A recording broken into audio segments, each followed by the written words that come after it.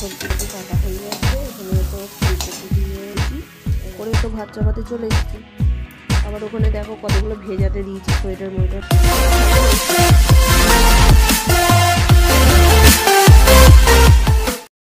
Morning, সুপ্রভাত বন্ধুরা, কেমন আছো তোমরা সকলে? আশা করব খুব ভালো আছো এবং সুস্থ আছো। আমি রিঙ্কু চলে এসেছি তোমাদের সঙ্গে আরও একটা নতুন ব্লগ ভিডিও শেয়ার করতে। আজকে হলো তোমার শুক্রবার, আর শুক্রবারের সকালে এখন কটা বাজে জানো? এখন 6:30 মতন বাজে। তো এদিকে তো রাত্রিবেলা মোটামুটি শুতে 12টা 12:30 বেজে যাচ্ছে। আবার দেখো না, উঠতে পারি না, তবু কষ্ট করে উঠলাম।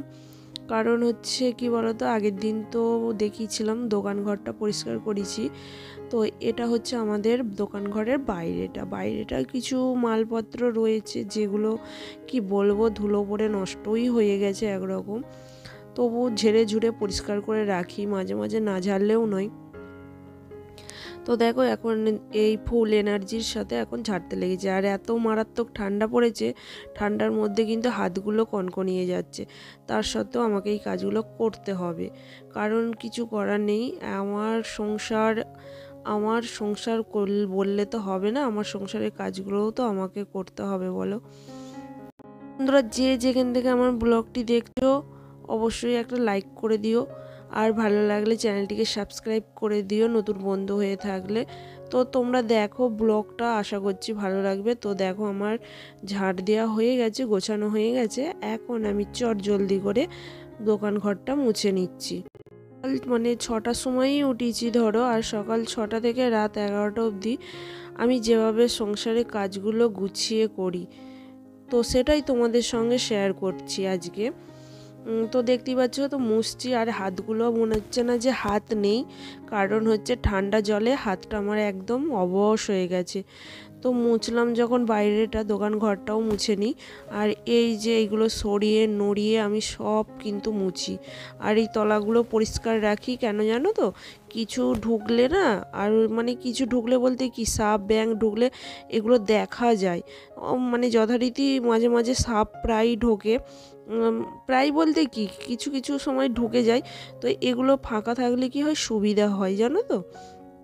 তো দেখতেই পাচ্ছ এগুলো সব সরিয়ে নড়িয়ে আমি পরিষ্কার করে নিচ্ছি। তো চলো এগুলো পরিষ্কার করে নেওয়ার পর রান্নাঘরটা সমেত মুছে নেবো। তারপরে তোমার রান্নাঘরে এই দেখো চলে এসেছি গ্যাস মুছতে। তো গ্যাস তো মোছাই ছিল আগের দিন, তবু একটু জল নেতা দিয়ে আর একটু মুছে নিলাম। তারপরে কটা বাসন রয়েছে, তো বাসন কটাও মেজে নেবো। মানে রাতে যে খাবার লাস্টে খেয়েছিলাম, তো সেই খাবারের থালা কটাই শুধু রয়েছে। এই যে রুটি করেছিলাম, রুটির তাওয়াটা, এই কটি বাসন আর মাজিয়ে নিকো। আর আমাদের নিচেটা এত ঠান্ডা যে পা তো দেওয়ারই জো নেই। তার মধ্যে এই দেখো বাসন মাজছি, গ্যাস পরিষ্কার করছি, অনেকটাই বেলা হয়ে গেছে, প্রায় 9টা বেজে গেছে। তো এখনও চা খাবো, চা না খেলে তো মরে যাবো, মানে চা খাবো। আর দেখো না, বাসন মাজতে মাজতে গেছে জল শেষ হয়ে, আবার জল ভরলাম। তো জল গরম বসালাম, জল গরম খাবো, খেয়ে চা খাবো। ঘড়ির কাঁটায় 9:30 বেজে গেছে। আর এখানে দেখো গ্যাস তো মোছা হয়ে গেছে, দেখতেই পেলে। বাসন কটাও মেজে নিলাম। বাসন মাজতে মাজতে জল শেষ হয়ে গেছিলো, আবার জল তুললাম। সবজি কাটতে হবে, যে দেখো সবজি কাটতে বসে পড়েছি, ফুলকপি কাটছি। আর এখন শীতকালের ফুলকপি বাঁধাকপি ছাড়া মনে হয় যেন আর খাবার কিছু নেই। প্রতিদিন মানে একটা টেনশন, কি রান্না করব। তো যাই হোক ফুলকপিগুলো কেটে নিই। ফুলকপি, আলু, শিম, মূলো দিয়ে, বেগুন দিয়ে চচ্চড়ি করবো। আর এই চচ্চড়িটা খেতে কিন্তু বেশ ভালোই লাগে। মানে কি বলতো, আলু ফুলকপিটা আবার আমি ভাপিয়ে ফেলে দেবো, তারপরে এগুলোকে আবার তেলে ভেজে নেব। এই যে জলের মধ্যে ভাপিয়ে নিয়েছি আলু ফুলকপি, তো সেগুলোকে আবার তেলে ভেজে নিয়ে তারপর চচ্চড়ি করব। তো দেখো ভাত চাপাতে চলে এসেছি, নিজেই চচ্চড়িটা করেছি, করে তো ভাত চাপাতে চলে এসেছি। আবার ওখানে দেখো কতগুলো ভেজাতে দিয়েছি সোয়েটার মোয়েটার। আর ঘড়ির কাঁটায় বেজে গেছে দেখো 11:25 বেজে গেছে। আমি আবার শাশুড়ি মাকে খাবার দিতে যাব, আজকে দেরি হয়ে গেল গো, অনেকটাই দেরি হয়ে গেল। এবার ভাতটা না হলেও তো দিয়ে আসতে পারছি না। ওখানে হোক, বসে থেকে তো লাভ নেই, ততক্ষণ থুপথুপিয়ে কেচে শুকাতে দিয়ে দিই। আর একটু বেলা হয়ে গেলে আর রোদ থাকে না গো। ওরে ভাতে ফ্যানটা ঝরাতে দিয়ে এসেছি, দিয়ে এসে এখানে এখন উচ্ছেটা ভেজে নিচ্ছি।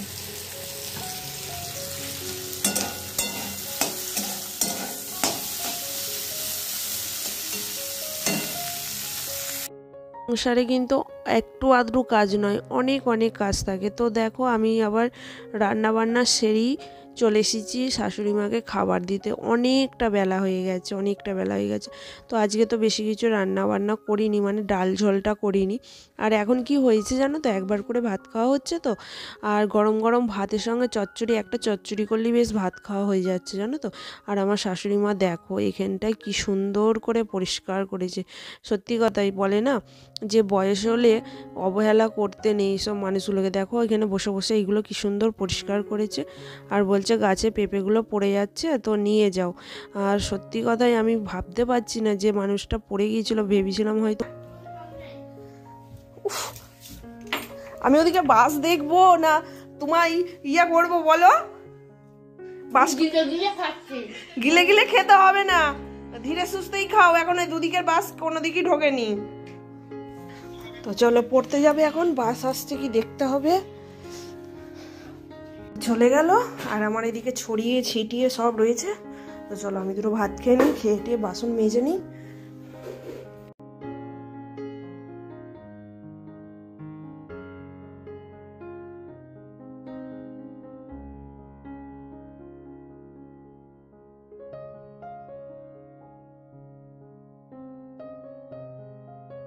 ঘড়ির কাটাই 1:15 বাজে। তো ছাদে কিছু কাজ আছে, উনুনটা এঁটো নেবো, জামা কাপড়গুলো একটু উল্টে পাল্টে দিই। আমার খাটটা গুছিয়ে দিয়েছে আর ঘরটা ঝাঁট দিয়ে দিয়েছে, তাই তোমাদের সঙ্গে আর মাঝের ঘরের বিছানা গুছানোটা আর শেয়ার করিনি গো। তো মেয়ে এইটুকু করে দিয়েছে বলে তাই অনেকটা এগিয়ে গেছে। তো আমি এখন ছাদে চলে এলাম। তো জামা কাপড়গুলো যেগুলো কেচে দিয়েছিলাম তো সেগুলো একটু উল্টে পাল্টে দিই। সোয়েটারগুলো কেচে দিয়েছিলাম, ভাত চাপিয়ে দিয়ে না সোয়েটারগুলো কেচে দিয়েছিলাম, না হলে তো শোকাবে না। তো এই দেখো এখন কাঠের উনুনটায় একটুকুনি নেতা দিয়ে নিই, কারণ হচ্ছে ভাত করেছি আর ভাত করলে তো একটু তো নিতেই হবে উনুনে, আর উনুনকে ঠান্ডাও করতে হয়। তো চলো এঁটো নিয়ে নিই, এঁটো নিয়ে এখানটা ধুয়ে দেবো, নাহলে এখানটা ধরো ফ্যান ট্যান পড়েছে, আবার পরের দিন রান্না করব তো কেমন একটা লাগে না। তো দেখো ভালো করে এবার, আর উনুনটা দেখো এখনও গরম আছে জানো তো, মানে অনেকটা তো আঁচ হয়েছিল। আর আমি এরকম জলের হাঁড়ি বসিয়েই রেখে দিই, নিই আর না। চলো দেখো বন্ধুরা, মেয়ে বাড়ি চলে এলো বোধহয়। হ্যাঁ এই বাসটা দাঁড়িয়েছে, দেখবো।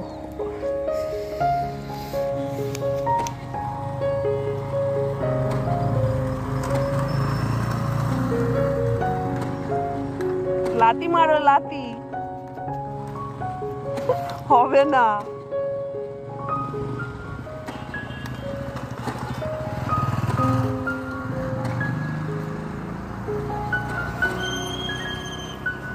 দেখো তোমার বাচ্চা মেয়েটা আসছে।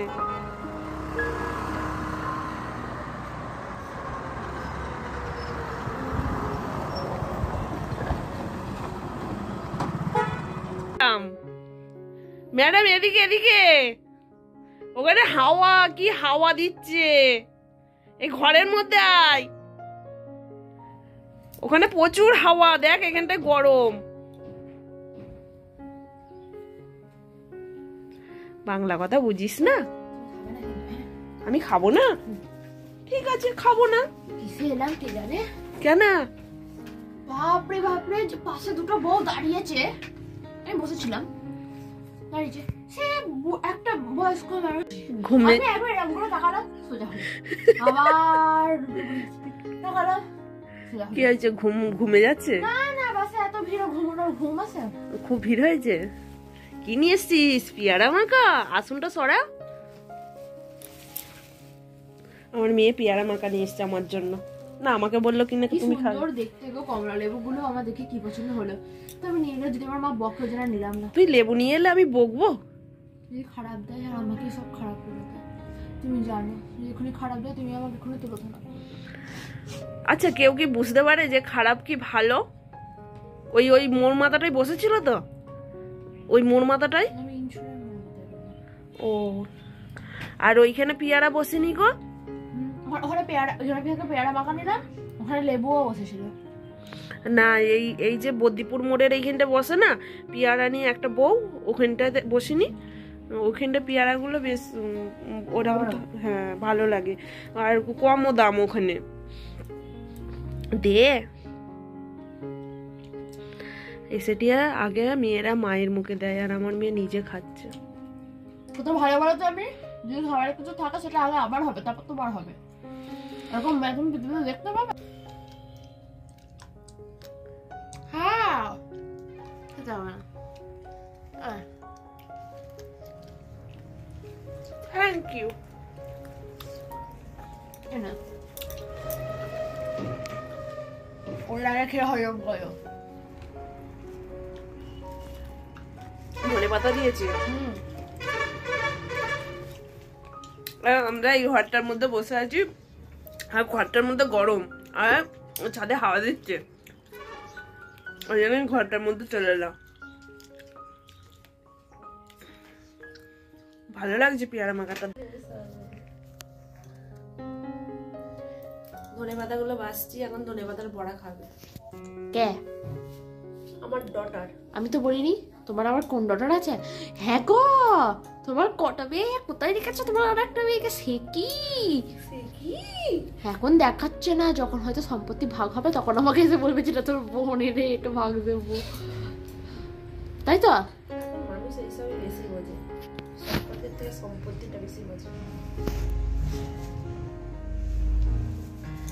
আজকে না সত্যি খিদে পেয়ে গেছে কেন কি জানি। ও মা, তোমার কাছে সম্পর্কটা আগে, সম্পত্তিটা আগে নয়? ও মা, একটা কথা বলি, তুমি একটা কাজ করো, মাটির বাড়িতে গিয়ে থাকো, যাও পাশে গিয়ে, এখানে থাকতে হবে না। যদি তুমি ধরো ইনকাম ফিনকাম ধরো কিছু হবে না, তো তুমি কিছু খেতেও হবে না, তুমি দুটো তিনটে সম্পর্ক খেয়ে কাটিয়ে দেবে, পারবে না? শোন, বেঁচে থাকতে হলে সবই করতে হয়, টাকাটা বাড়ো, সম্পর্কটা নয়। ক্যামেরা বন্ধ কর, ফালতু বকিস না ক্যামেরা চাইলে দিয়ে।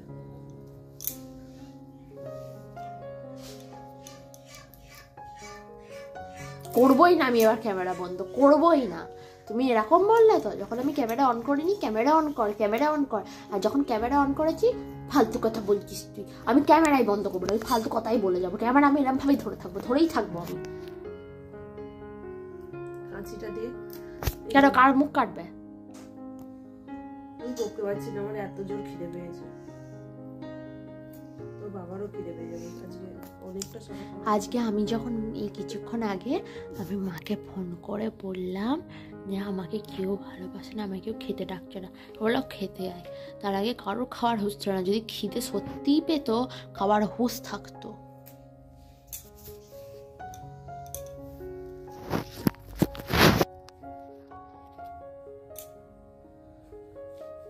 কিছুক্ষণ আগে আমার মা আমাকে বললো তুই ক্যামেরা অন করে ফালতু কথা বলবি না, ক্যামেরা বন্ধ কর। ক্যামেরা বন্ধ করলে আমার বলছে তুই ক্যামেরাটা বন্ধ করলি কেন, অন কর।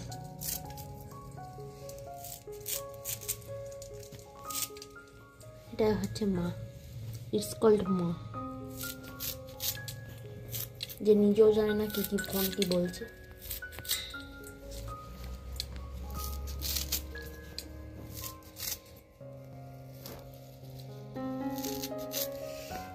লম্বা লম্বা করবে না চড়া গোল গোল করবে? আমি সত্যি বলতে গেলে জানো তো, আজ আমার গোল গোল শেপে লম্বা লম্বা টেস্টটা খেতে ইচ্ছে করছে। মানে শেপটা হবে গোল গোল আর টেস্টটা হবে লম্বা লম্বা করে, যে টেস্টটা পাওয়া যায় ওই টেস্টটা। পারবে বানাতে? আমার বইয়ে দুটো আর কি রুলস আছে। তো মানে কি বলবো, খিদে পেয়ে গেছে এখন, কারণ ও সেই একটার সময়, একটার বাসে গেল, একটার বাসে নয় 12:30টার বাসে গেছে, তো তখনই তো খেয়েছে। আর এতক্ষণ খিদে পাবে না বলো, এটা সন্ধ্যের আগে। বলছে আমায় কিছু খেতে দাও মা, খুব খিদে পেয়ে গেছে। তো ওর জন্যই দেখো ধনেপাতা কাটলাম, ধনেপাতার বড়া করবো। ধনেপাতাগুলোকে কুচি কুচি করে নিয়েছি, এর মধ্যে একটা পেঁয়াজ দেবো আর কাঁচা লঙ্কা দেবো, দিয়ে কিন্তু বেশ ভালো লাগে খেতে জানো তো। আর তো বেসন দিয়ে মাখবো, বেশ মুচমুচে করে বড়াগুলো করব। আর আমি আর মেয়ে মানে যেভাবে সময় কাটাই সেটাও কিন্তু তোমাদের সামনে আমরা তুলে ধরি, মানে আমি তুলে ধরি যে এইভাবে মা মেয়েরা মানে মায়েদেরও একটু সময় দিতে হয় মেয়েদেরকে। তো এই দেখো এখানে ধনেপাতাগুলোকে এখন একটু মেখে নিচ্ছি লবণ দিয়ে আর হলুদ দিয়েছি, পেঁয়াজটা আর ধনেপাতাটা একটু চটকে নিলাম, নেওয়ার পর এই দেখো এখন বেসন দিয়ে মেখে নেবো আর কাঁচা লঙ্কা কুচিয়ে দেবো। আমার মুখটা ঘন্টা নিয়ে এসে দেখো বেসায় পাউডারগুলো উঠছে, একটু মেখে নাও, মুখ পরিষ্কার হয়ে যাবে, তাই না?